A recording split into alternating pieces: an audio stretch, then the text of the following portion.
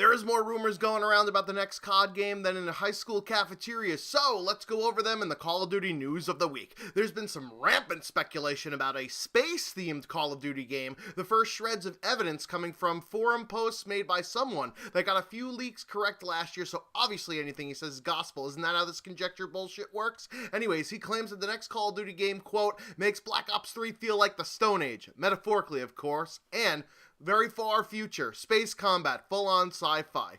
The supposed insider then follow up the post claiming, quote, this is nothing like Ghosts. We're talking combat in spaceships, think No Man's Sky, and not just around Earth, and a central hub area that's a form of a living space station. Think the Battlestar Galactica loading bay. Being mostly a campaign guy, I'm pretty excited for this one.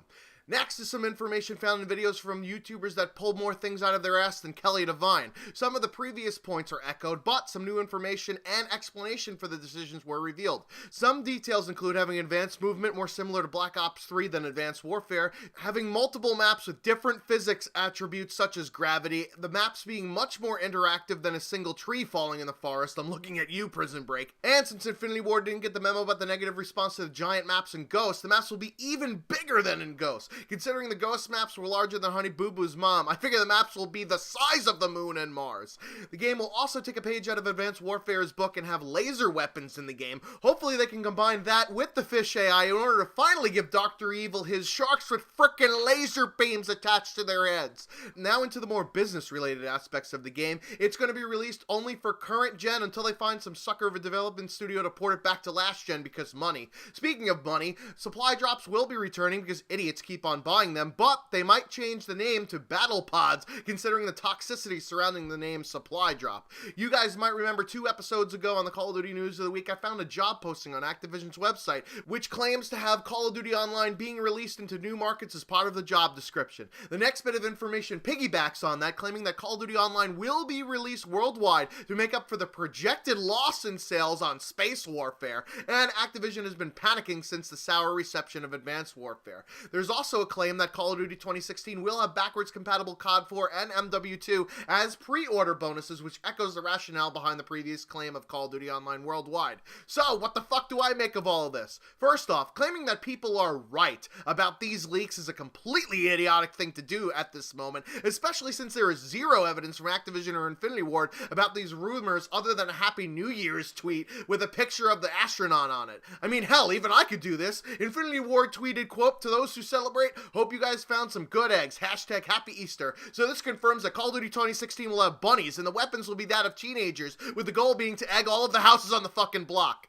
These guys that throw more shit at the wall than a monkey at a zoo might eventually find something that sticks, but when you spew up every cockamamie tidbit you get, it's hard to take you seriously. So, stop patting them on the back until we actually have something that's revealed, which will definitely be at E3. Not to mention, even if all of these are true, we have no idea how this game will function. So many people pissed and moaned about futuristic Black Ops 3, yet most people seem to really enjoy actually playing it. The instant gratification society really hypes and destroys games even before you get your hands on it to play it.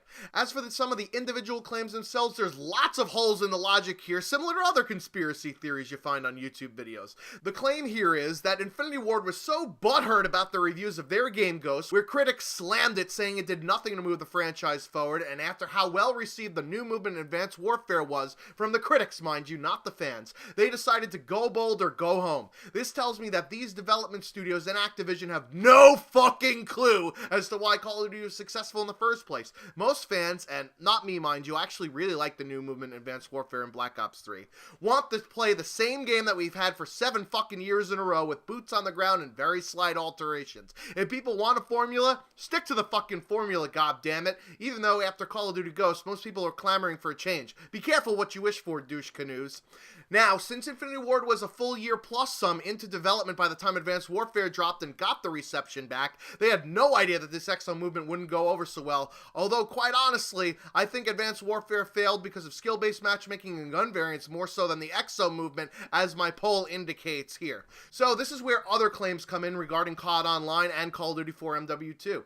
Here's the problem with these. The Call of Duty Online one, I could definitely see Activision releasing it worldwide based on the actual visual evidence of the job posting. However, the rationale behind splitting up the player base yet retaining actual sales figures is an idiotic idea. Why would Activision pour money and marketing into a game they know is going to fail? It makes no fucking sense, considering that they pulled Call of Duty projects in the past, namely the third-person Vietnam-era shooter that Sledgehammer Games was working on before they had to assist in Modern Warfare 3. It makes sense that Activision releases Call of Duty Online worldwide, and since the claim is they're doing it to make up for loss of sales, that means that either we're going to get a $60 game, or it's going to be free to play, and they're banking on the fact that microtransactions will generate huge revenue. I'm thinking it's the former and not the latter, because Activision is spelt with a dollar sign. I would have expected them to release the game around this time in order to catch the correct timing in the Call of Duty cycle, but that would be too smart of them. The next idea is that Call of Duty 4/MW2 backwards compatibility for free. This makes no sense either. Firstly, PS4 doesn't have backwards compatibility, and considering that there's a much bigger market than on Xbox One and PC, this neglects a large portion of their player base in order to give an incentive to pre-order the next game.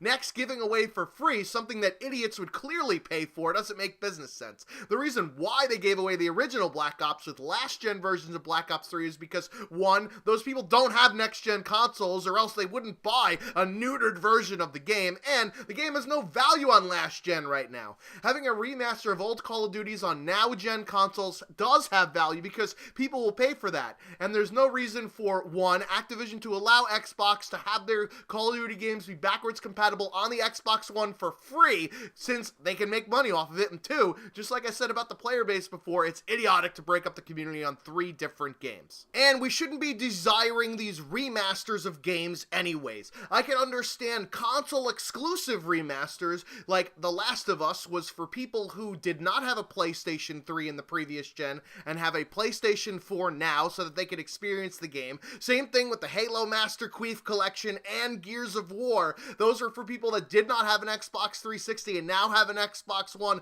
to experience the games, but Call of Duty has always been cross-platform. There's never been a situation where you couldn't play a Call of Duty game if you didn't have a previous generation console. Putting out remasters for games that we can continue to play on our last-gen consoles is fucking stupid. Now let's put away all the tinfoil hatting and conjecture bullshit for some Black Ops 3 news, some actual hard concrete news. The second DLC installment was revealed today on live stream on YouTube, but considering that it takes 4 times as long to process a stream compared to a video, footage of it is hard to come by. However, call me David Copperfield, I'm a magician and found some. This DLC mimics the model that Treyarch is best known for. 3 new maps which are just rejects from the original build of the game, 1 reskin of a popular map, or in this case a map that nobody even remembers, and a brand new zombies map for a different experience on running in circles. The first multiplayer map is Spire, which basically looks like a map Treyarch stole from Halo with how squeaky clean it is, or just a polished up version of the map Vertigo from Black Ops 2. Actually, the term sexy was thrown around during the live stream, which should only be reserved for Overwatch's characters' butts.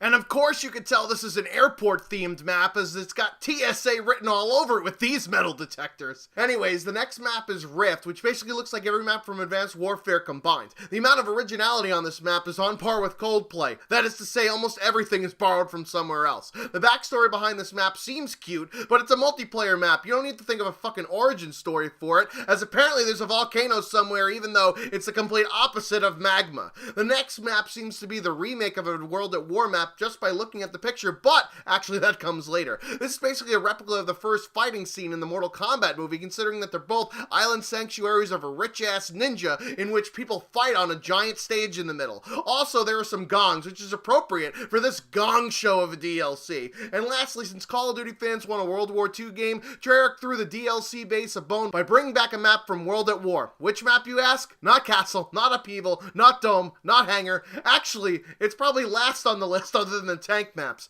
Bonsai. That's right, a map that I didn't even remember until I looked it up. Apparently the reason why they picked this map is because there's water on it, and now finally 8 years later we can have gunfights in this water. Go fucking figure. The only part of the map that you could possibly wall run on is the bridge, which is where nobody wants to be anyways. I mean, it's just full of caves and little tunnels in between the different caves. Yeah, forget raid, slums, standoff, firing range, a DLC map from World at War to be remade? Yeah, Treyarch really knows what the fans want.